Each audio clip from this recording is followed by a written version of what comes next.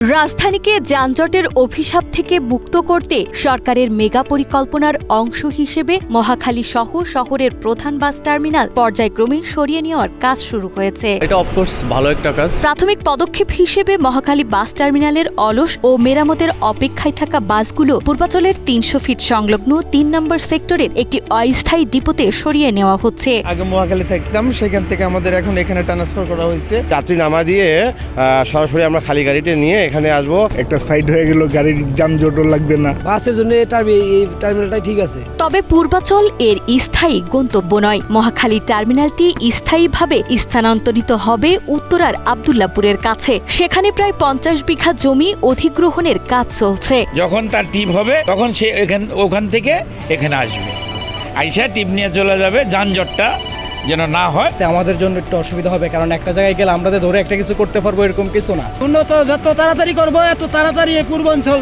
চালু হয়ে যাবে।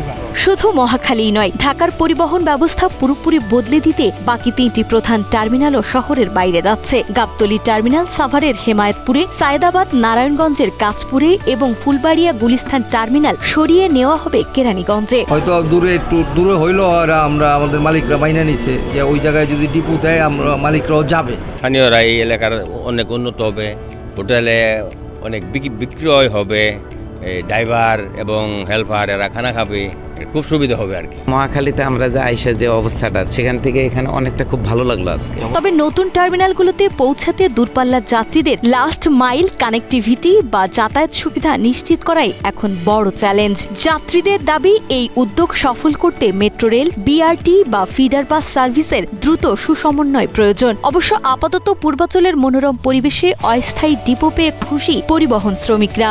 যাত্রীগুলো আবার মূল ঢাকার কোথায় আসবে সেই ট্রান্সপোর্টগুলোর বিষয় আছে। কিন্তু রাষ্ট্র ওই জায়গাটায় দিচ্ছে আমাদেরকে, আমরা রাষ্ট্রকে মনে করি আমরা ভালো কাজ করছে, রাষ্ট্রকে ধন্যবাদ।